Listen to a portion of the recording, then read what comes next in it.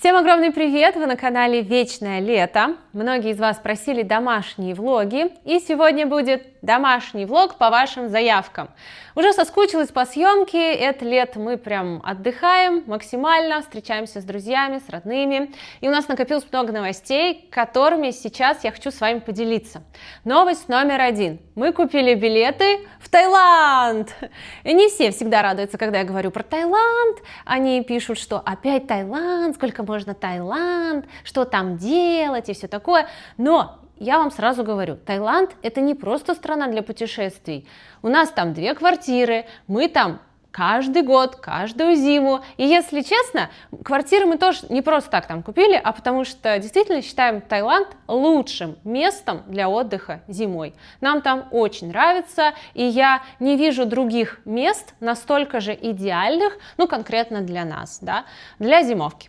Поэтому мы туда едем, ура! Но есть маленькие, малюсенькие нюансики в эту поездочку. До Москвы мы купили билеты на поезд. Обычно мы летим в Москву на самолете, пересадка, Москва-Бангкок. Классно, достаточно быстро, ну, относительно, да, если мы говорим про Таиланд, туда все равно очень долго лететь. Но в этом году часто задерживают рейсы, и мы побоялись, что попадем в такую ситуацию. То есть мне реально страшно потерять билеты и не успеть на самолет, потому что если задержат вылет из Саратова часов так на 5, на 6, и мы не успеем на самолет в Бангкок из Москвы, это будет капец, катастрофа. Я хочу сразу спросить у вас, была ли у вас в этом году такая ситуация, что задержали куда-то перелет, и у меня 2 вопроса. Первый: откуда и куда вы летели? И второе, как разрешилась ситуация, если у вас была пересадка, то есть вы не успели на второй самолет куда-то, вам компенсировали эти деньги легко и просто, или же вам пришлось жаловаться, или же в принципе да, из-за задержки вы все равно успели на самолет, он вас подождал и ничего критичного не произошло. Ну, как вообще в этих ситуациях разрешается финал? Потому что я не знаю. Еще я интересовалась этим вопросом, потому что в кои-то веке, впервые за 10 лет, наши друзья, с которыми мы ездили в Турцию, тоже захотели поехать с нами в Таиланд. Я уже 10 лет призываю их поехать в Таиланд, но то они учились, то денег не было, и сейчас вроде как все срослось, но они боятся, что будут задержаны рейсы, и они не успеют, так как они рассматривают вариант с пересадкой. То есть у нас прямой, получается, Москва-Бангкок, а они хотят взять с пересадкой в Абу-Даби или в Китае. Много различных вариантов смотрят, чтобы это получилось подешевле. В связи с этим у меня следующий вопрос. Если вы тоже летали с пересадками вот в последнее время, то какой вариант из пересадок получается самый удобный и самый бюджетный? Буду очень благодарна за ваши советы в комментариях. Я думаю, что многим это будет тоже полезно. Вот, и они переживают, говорят, а вдруг мы не успеем на самолет? И я ничего не могу сказать, я говорю, я не знаю, что будет. Они говорят, мы теряем отпуск, дни, мы теряем отель, кто нам за это деньги вернет? А я понятия не имею, кто вам деньги вернет, точно не я. И я очень хочу, чтобы они поехали, и я очень боюсь, и я как бы тоже не могу им насочинять, что, да ладно, все будет нормально, подумаешь, 200 тысяч. Поэтому я не знаю, напишите в комментариях, если задержка рейса, ты не успел на самолет, или ты не можешь на него не успеть, все равно он вас подождет, потому что это как бы ты не виноват, ты же приехал. В общем, очень интересно. Вы будете спрашивать, почем вы взяли билеты и какой авиакомпании, потому что вы всегда об этом спрашиваете, я тоже всегда об этом спрашиваю, прицениться, какие цены в этом году, летим или не летим. Мы взяли, значит, в одну сторону прямой рейс Москва-Бангкок за 104 тысячи рублей за двоих с багажом. Причем там что-то 102 выходило, но когда оплачивать 104, какие-то еще там сборы, какие-то супер важные, от которых нельзя отказаться. В общем, 104. Я вспоминаю те прекрасные времена. Ну, когда это было, мне сейчас мама написала, говорит, я хочу новый загранпаспорт. Она хотела его продлить. Кстати, следующий вопрос, как продлить загранпаспорт? Мне кто-то говорил, не знаю, правда это или нет, что можно его продлить в госуслугах. Там что-то нажимаешь, и тебе автоматически продляют.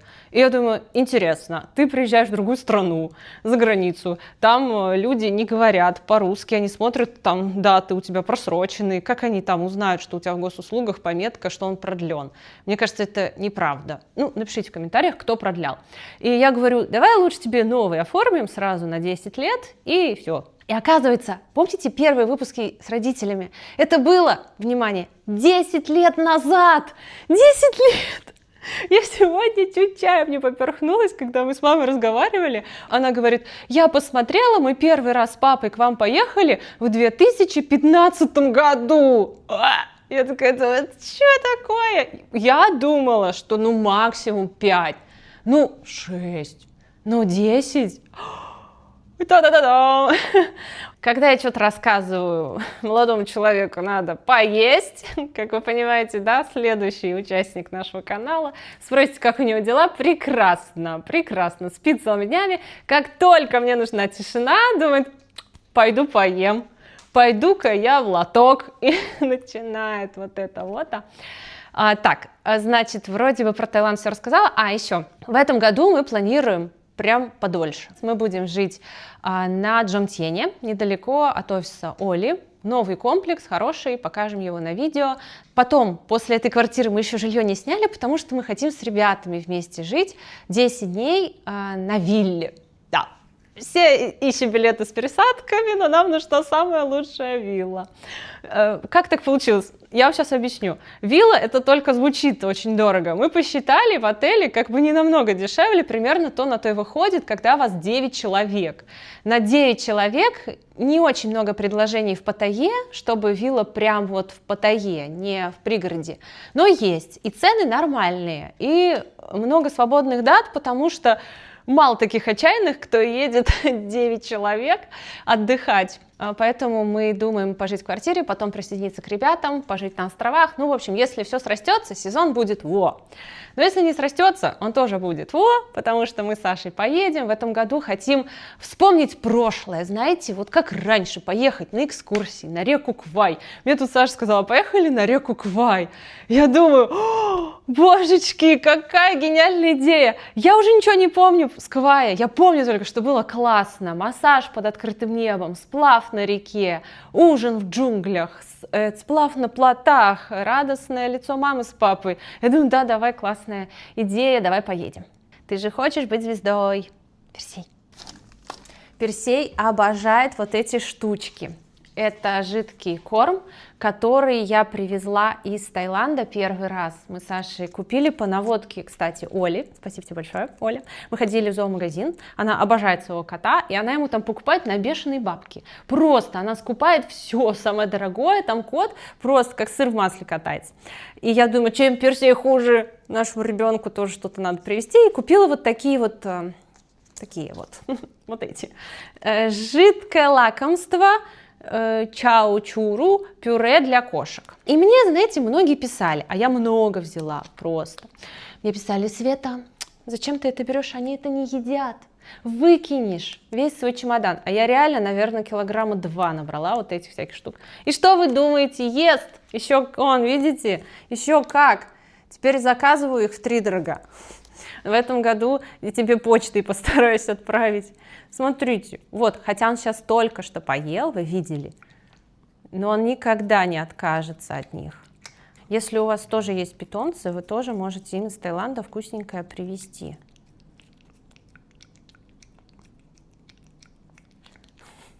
Запашок у них еще тот, 14 грамм, ну, знаете, как лакомство, можно даже не каждый день давать. Но он их так любит, что я даю каждый день. Да, Персюш? У Персея все хорошо. Ой, у нас у Персея что было, ребята. Знаете, есть люди, которые в экстренных ситуациях, в ужасных, страшных, берут телефон и снимают свои эмоции и рассказывают о том, что произошло. Когда у нас происходит что-то подобное, я даже не знаю, где мой телефон. мне вообще не до съемок и вообще ни до чего. Мне главное, чтобы все было хорошо. И Персей попал у нас в больницу, ему делали операцию. Я прикреплю фотографии, это было ужасно. Я за него очень переживала, и Саша тоже, и мама тоже. Он был у нас у родителей в гостях. И там у мамы кошка Алена. Она у нас диковатая, потому что мама ее нашла на улице уже взрослой, возле магазина. И, что с нее взять, да? Котенок рос на улице, без ласки, без любви, и она агрессивная. Персей на правах самца начал выгонять ее с холодильника, то есть она спала на холодильнике. Персей начал ее выгонять и получил. Она его взяла и укусила вот за этот бок. Сейчас уже не видно, уже все заросло, но тут не было шерсти. Нас не было, мы приезжаем, и я начинаю его брать на руки, он мял. Он обычно не мяучит, я думаю, что такое? Сразу сердце почувствовало неладное. Я так вот его щупаю, чувствую, там какая-то шишка, вот размером с абрикос. Я говорю, Саша, там что-то есть. Он говорит, что такое? Щупает, да, там что-то есть. Я думаю, ой-ой-ой. И мы поехали в больницу. Ему эту зону побрили, она потрогала и сразу сказала, что это абсцесс. От укуса другого животного микробы пошли, пошло вот это воспаление, там накопился гной. Я говорю, что делать? Она отвечает, это только операция. Вскрывать, чистить, зашивать и ставить дренаж. Ой-ой-ой, что такое? А уже вечер, мы приехали там буквально за полчаса до закрытия. Я говорю, пожалуйста, вы можете прооперировать сегодня? Вот какие хорошие у нас люди работают в этой клинике. Они говорят, да, мы сегодня можем. Сейчас просто клинику закроем и задержимся. И они еще где-то на час задержались после рабочего дня. Ввели ему наркоз. Он прям на моих руках уснул, такой испуганный, такой шатался и просто отключился. И меня попросили с Сашей выйти. Ему все это делали, вырезали, зачищали, потом мы заходим в кабинет. Это ужасно, это просто ужасно. Кто сталкивался с таким состоянием животных, меня поймет. Когда животное у тебя не просто там уличный какой-то атрибут, а это часть твоей семьи, тот, с кого начинается твой день.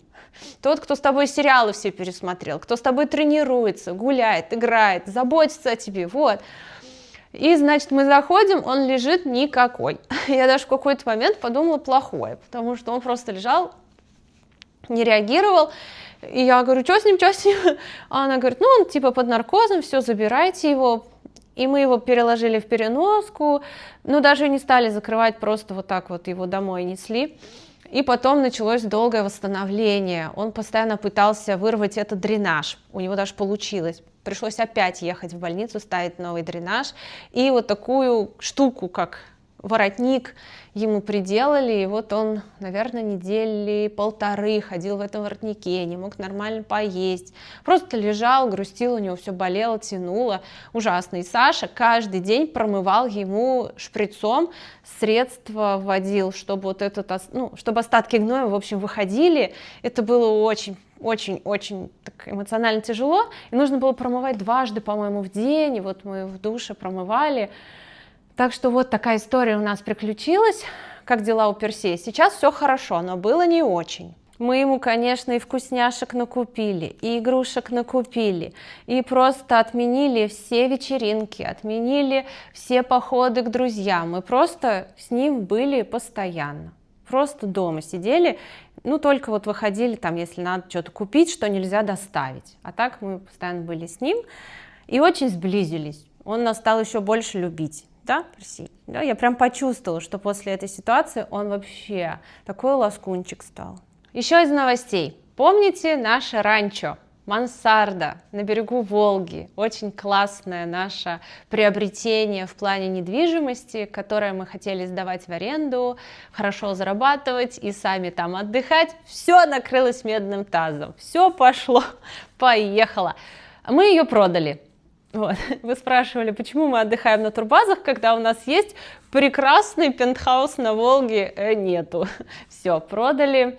Потому что, сразу говорю, мы оказались плохими управленцами. Мы не справились с арендой, с управлением. Как было?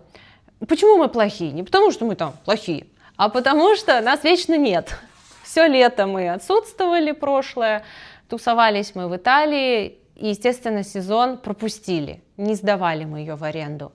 В другие месяца нам тоже было не до этого. Честно, не нравится нам туда ездить, заселять, выселять. Это оказалось сложнее, чем кажется. Вот люди, которые вам говорят: ой, что там, деньги не проблема, купил недвиг, сдаешь в аренду. Это все фигня, это очень тяжело, когда у тебя миллиард других дел, и тебе еще надо ездить куда-то, ждать, когда человек приедет, а человек никогда не приезжает вовремя. Он либо приезжает раньше, а ты еще в душе, он либо опаздывает часа на 2, либо он теряется, говорит: где я? Я у магазина стройматериалы. Мы такие: это где вообще? Я не знаю, тут большая сосна. И вот ты полдня просто ищешь человека, чтобы заселить. Ой, потом то кран потечет, то полы, то какая-нибудь еще история с соседями. Соседи тоже, кстати, не любят, когда в аренду сдаете недвижимость. Открытие, вот вам. Когда дом не предназначен для этого. То есть там люди, которые живут постоянно, а у тебя арендаторы заселяются, выселяются с детьми, им, конечно, это не особо. Ну и плюс ты все делаешь там. Мы хотели сдать управление, да, как говорят, лучше я буду получать $1 от 100 человек, чем $100 с себя. Ага. И пришли люди, действительно, которые готовы были взять в управление. Они говорят: да, у нас тут много квартир в управлении, мы возьмем вашу. И Саша говорит: что, почем? Они говорят: 70 на 30. Я такая думаю: это вам 30, нам 70. Они такие: не-не-не, нам 70, вам 30. Мы такие: что? Это же наша недвижимость, мы ее купили, мы хозяева, как мы можем получить меньше? Они говорят: мы так со всеми работаем, если что. Поэтому я посчитала это как-то невыгодно, и Саша тоже, и мы такие: надумайте, пишите, давайте хотя бы там, 50 на 50 как-то. Они написали, неинтересно реально. Это ж кто отдает за 30%? Не жалко. Это ж ничего не заработаешь, только на ремонт. Когда арендаторы все ухайдокают, вот ты на эти 30% починишь. Поэтому мы посидели, подумали, все взвесили и решили от нее избавиться. И продали. Продали, не скажу, что быстро, потому что это все-таки специфическая недвижимость, сезонная. Вы слышите, как он скрипет?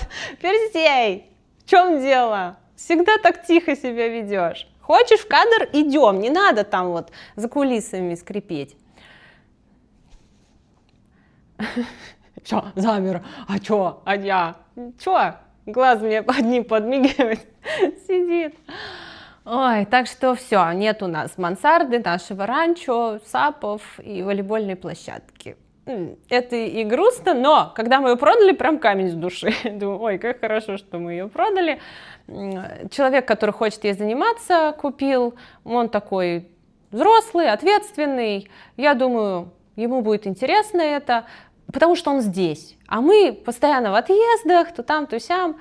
Поэтому не пошло у нас это дело, но мы задумали кое-что другое.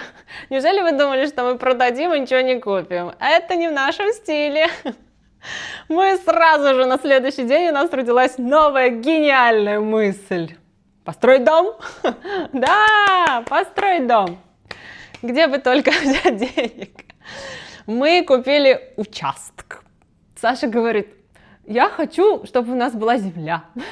Землевладелец наш. Купили участок недалеко от родителей, прям очень близко к родителям.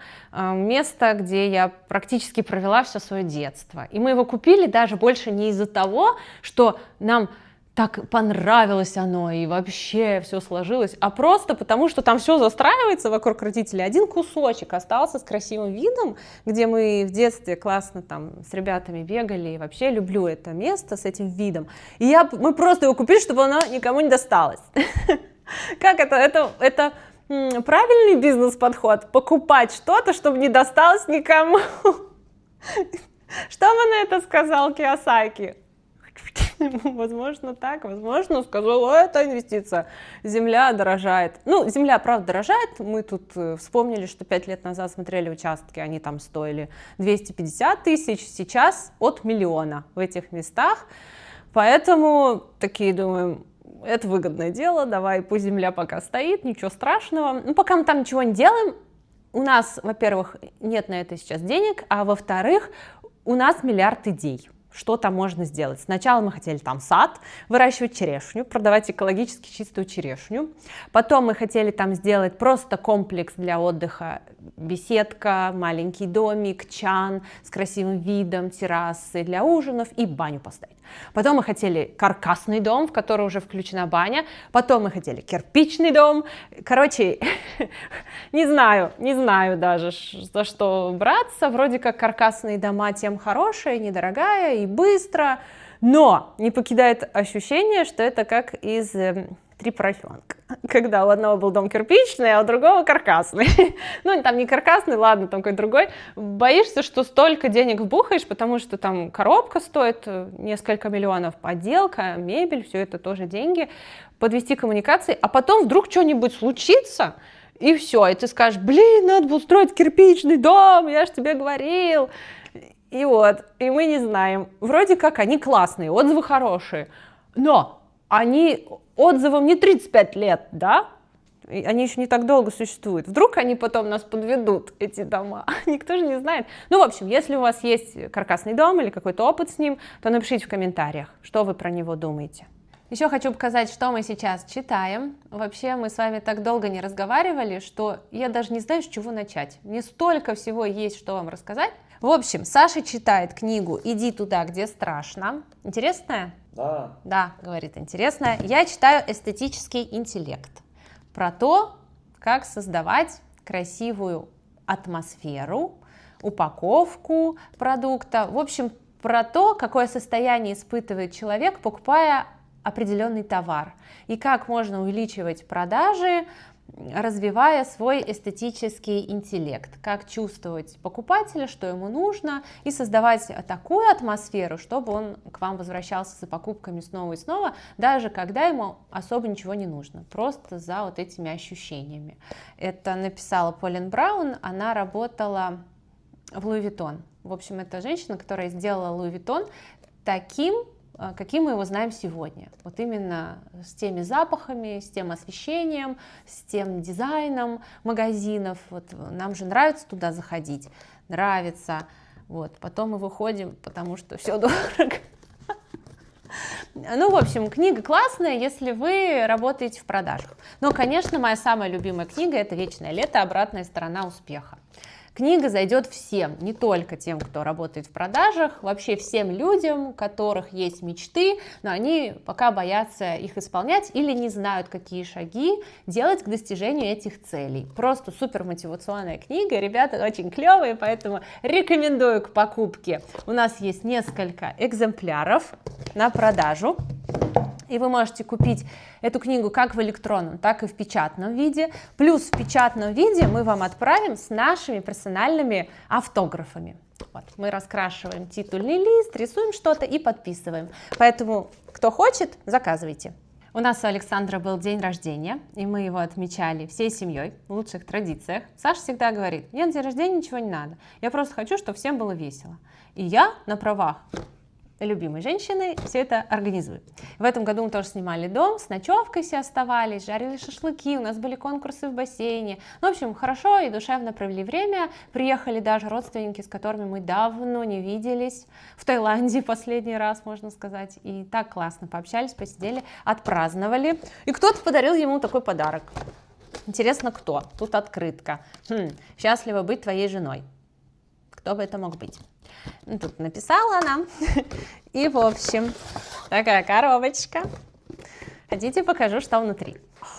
Это вообще. Я когда увидела эту вещь, я сразу подумала, проговорила, что это я, что у Саши должна быть. Мы любим путешествия, и я подумала, что вот такая классная обложка для паспорта будет тем аксессуаром, который будет напоминать ему про тот классный вечер в день рождения, когда он ее получил, напоминать обо мне. И плюс фишка этой обложки в том, что в каждой стране мира, где есть бутик Луи Виттон, можно собирать бесплатно штампы с достопримечательностями этой страны. Вот, например, во Франции в Луи Виттон стоит печатный станок, который делает там инициалы на коробках, на пакетах, и можно сделать такие штампики с Эйфелевой башней. Персичек, главный мой подарочек — это ты. Там в других странах ну, к примеру, башня какая-то или фонтан, ну, которые именно достопримечательности ассоциируются с этим городом. И вот можно копить такие штампики. Плюс это из новой коллекции обложка. Она так дорого, так классно пахнет. Я себе тоже такую хочу, только бежевую. И где я ее купила, да, спросите вы, ведь в России нет Louis Vuitton. Напоминаю, что я уже больше года занимаюсь доставкой люксовых вещей из Европы, из Дубая, и, собственно, это моя работа. Поэтому Саша и получил эту оригинальную обложку, классную Louis Vuitton. Если вы тоже хотите заказать какие-то вещи из Louis Vuitton, Gucci, Chanel, Prada, Dior или что-то более бюджетное, Furla, Calvin Klein, Michael Kors, то переходите в мою группу в Telegram по байерству, выбирайте что-то из ассортимента на стене, который я публикую каждый день, либо ищите на сайтах, кидайте мне фотки на просчет, я скажу, сколько это будет стоить с доставкой в ваш город. Выкупаем, доставляем полным комплектом бутика максимально быстро, в удобное и самое ближайшее к вашему дому отделение СДЭК. Сканируйте вот этот QR-код и жду всех в своей группе в Telegram. А я знаю, что у Louis Vuitton есть даже коллекция товаров для животных. Какие-то там мисочки, поводки, ошейники люксовые. Мне кажется, Персюну тоже бы пошел такой красивый ошейник Louis Vuitton. Перси, ну ты давай, это зарабатывай деньги и заказывай у меня. Я тебе доставлю с коробкой, с подарочным пакетом. У тебя день рождения в марте, позаботься о подарке заранее. Утюгом не пользуюсь уже несколько лет. После того, как открыла для себя в Турции отпариватель. Сожгла 2 Сашины рубашки утюгом и открыла для себя отпариватель. Точнее, он для меня его открыл. Удобная штука, главное покупать легкий. Мы купили первый попавшийся в магазине в Турции, в Мигросе. И такой хороший оказался. Привезли сюда, и все, кто у нас ночует, потом отпаривают, говорят, классную вещь, тоже надо купить. Мы сейчас собираемся, ну там надо по делам сходить, прогуляться, и потом будем ужинать. Информация для кошатников. У кого дома есть хвостики, показываю самые классные игрушки, в которых сейчас Персей играет. Вот у кого есть дети, они все про детей рассказывают. У нас нет детей, я буду про кота рассказывать. Обзор игрушек для кота. Ну вот эту летающую тарелку вы уже видели. Она сейчас разряжена, но из нее вылетает пушок. И она вот так вот ездит. Потом купили такой коврик. Смотрите, какой клевый. Там как будто мышонок под ним прячется. И кошки вон туда залазают и пытаются его достать. Классная вообще игрушка, занимает Персея прям, наверное, на полчаса. Он так кайфует от нее. Я ее заказала, если что, на Wildberries, там таких полно. Для котов сейчас чего... Да как-то аж ты выключишься. Чего только... Хватит! Остановись! Все. Для котов чего только сейчас нет. И вот это номер 1 в нашем топе, он ее просто обожает. И еще вот такая у него есть Pet-Toy. Сейчас покажу, как она работает. Первый режим, вылетает цыпленок. Ну, Персей, ты где? Покажи, как ты рад. Очень рад. И второй, вот такой хвостик там летает. Не знаю, куриные, что ли, это перья или чьи. Можно 2 сразу включить. И цыпленок вылетает, и там крутится. Но он боится. Он любит, когда по одному. Ну, вообще, его самая любимая игрушка – это шарик из фольги. Или какая-нибудь коробка. Но вот такие тоже любит. И вот такая дразнилка. Вот. Его самые-самые любимые игрушечки. А во что любят играть ваши кошки? Не могла вас оставить без вкусненького, поэтому сегодня покажу вам быстрый и мой самый любимый рецепт синнабонов. В 1 стакан теплого молока, не горячего, немножечко подогреваем. Насыпаем 8 грамм дрожжей. В этой пачке 11 грамм, поэтому я чуть-чуть всегда оставляю. Аккуратненько перемешиваем и оставляем на 5-10 минут. Добавляем 1/3 стакана сахара. Все перемешиваем и оставляем на 5-10 минут. Дальше, внимание, добавляем 1 чайную ложку соли, 2 яйца. Посмотрите, какие большие яйца у наших домашних кур. И 80 грамм растопленного сливочного масла, хорошего, 82% желательно. И также все тщательно перемешиваем. Далее, не отвлекаемся. Через сито добавляем 3,5 стакана муки. Вообще можно и 4, но я добавляю 3,5, так как не люблю, когда слишком много муки в изделиях. Добавляем ванилинчик. Мой верный друг и товарищ, интенсив. Все говорят: ой, как вкусно пахнет у вас, как вкусно пахнет, Света, волшебница, хозяюшка. Я просто ванилин рассыпаю по всему дому. Все тщательно перемешиваем. Перекладываем тесто на стол или на силиконовый коврик и жамкаем тесто. Оно должно быть таким достаточно мягким, липким, но отлипать от рук. Если не отлипает, можно добавить еще немножечко муки. Вот такой красивый товарищ у нас должен получиться. Такая пышечка. Видите, тесто мягкое, совсем мягкое, но не липнет. Вот, как образец. Следующий этап: наше тесто нужно переложить в какую-нибудь миску типа вот этой. Но предварительно ее необходимо смазать сливочным маслом. Помещаем наше тесто, накрываем пищевой пленкой или какой-нибудь чистой красивой тряпочкой и убираем в спокойное, тихое, теплое место примерно на час. Пока подходит наше тесто, сделаем вкуснейший крем. Для него нам нужно соединить 140 грамм творожного сыра. У меня вот такой, Экомилк, очень вкусный. И сахарную пудру. Сахарную пудру берем по вкусу. Хотите посладше — больше, хотите не такие сладкие сделать, соответственно, поменьше. Я сначала насыпаю немного, миксером взбиваю и пробую. Чтобы крем не получился слишком густым, я добавляю немного молока. Вообще по рецепту сюда идет 140 грамм творожного сыра. Но я так люблю, когда булочки утопают в креме, когда они такие сочные, нежные, что я всегда использую целую банку. Никогда еще мне это не подводило. Так что вы сами смотрите, по рецепту готовить или как я. Как я, получается больше крема, но уходит вся пачка. Вот такой консистенции крем должен получиться. С молочком, сахарной пудрой и творожным сыром. Всего 3 ингредиента и такая красота. Не приторный, а слегка сырный вкус, ароматный, вообще суперский крем.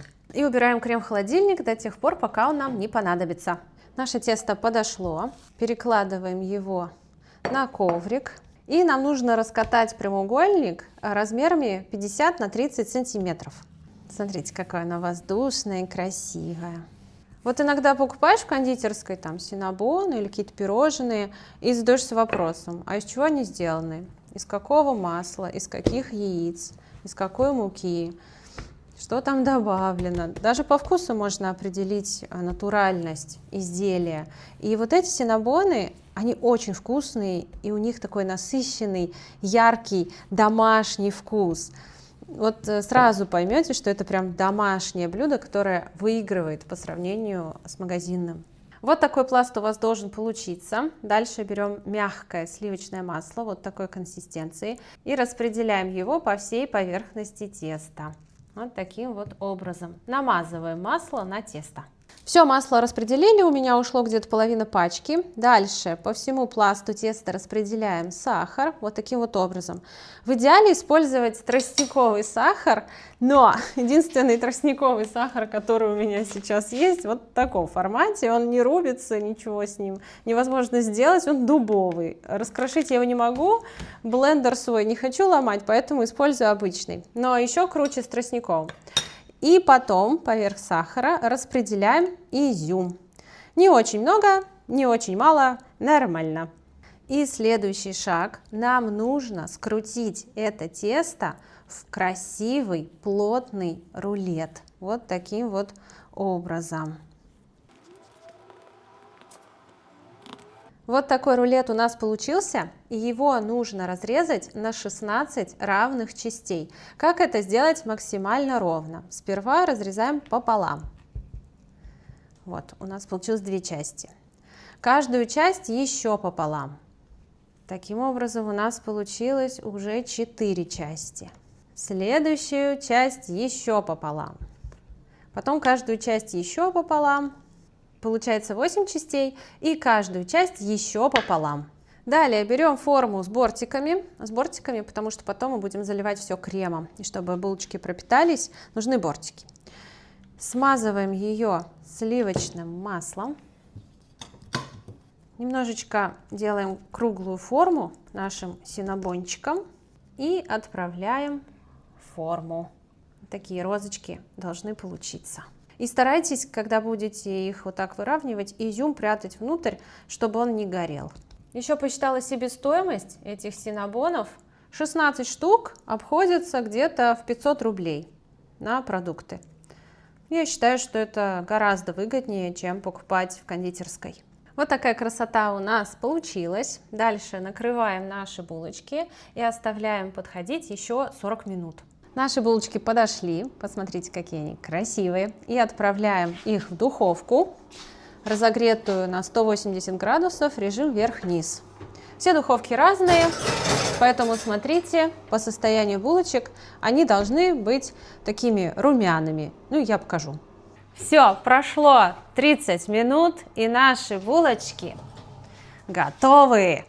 Посмотрите, какая роскошь, какая красота, аромат на весь дом. Очень красивые. Сейчас им нужно немножечко остыть, но прям немножечко. И теплыми я на них буду намазывать наш крем. Наши булочки остыли. Конечно, хочется, чтобы они всегда остались горячими. Шутки в стиле Светы. И сейчас мы намажем их кремом. Да, хорошая температура для того, чтобы намазывать наш холодный крем. А, кстати, хочу вам сказать, я вот так вот обычно не готовлю, чтоб с укладкой, с украшениями. Просто я сейчас снимала обзор часов Cartier для своей группы в Telegram по доставке товаров из Европы «Лето сейл». Вон, посмотрите, у меня еще все на столе там лежит. Там я снимала и, собственно, думаю, что мне переодеваться, я вот сейчас красиво булки свои доделаю. Но обычно я готовлю в трениках и футболке. Посмотрите, вот таким образом вы мажете кремом. Так как крема много, можно не экономить. Ну, что еще хочу сказать. Помимо этих булок, у меня есть еще одни в духовке. Просто у меня нет противня, куда помещаются все 16 синнабонов. Поэтому я часть запекаю здесь, часть запекаю там. Очень удобно, когда вы идете в гости к разным людям. И этим принесли, и этим принесли. И все так рады вас видеть и зовут в гости часто. Вот так вот мы мажем. Они, конечно, вот смотрите, какие классные. О, понимаете, да, как это вкусно. Пропитываются где-то за часок. Они вкусные и без этого крема. Поэтому, если не хотите тратиться на этот творожный сыр или вам далеко до магазина идти, ничего страшного. Просто вы можете сгущенкой вот так немножко полить, шоколад растопить. Да можете вообще ничем не поливать, они и так очень вкусные. Знаете, в интернете есть рецепты с такими громкими заголовками, типа «Мой муж живет со мной только ради этих булок».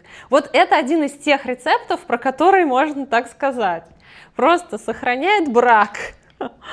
Но муж любит, когда много крема, поэтому я сразу всю банку сюда и определяю. Вообще, так как это синнабон, то есть булочки с корицей, по рецепту сверху еще нужно посыпать корицей.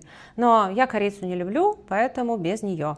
Наши синнабоны готовы. Я очень надеюсь, что вы не только сохраните рецепт, но и приготовите их. А потом поделитесь со мной впечатлениями. Как вам? Синнабоны, которые получаются всегда идеальные, всегда вкусные. Я надеюсь, что вам они тоже понравятся. Если сегодняшний выпуск вам также понравился, как мне нравятся синнабоны, то ставьте лайки, пишите добрые комментарии. Обязательно заходите в нашу группу в Telegram, она называется «Вечное лето». И мы там общаемся в режиме реального времени, обсуждаем всякие новости, события интересные, отвечаем на ваши вопросы.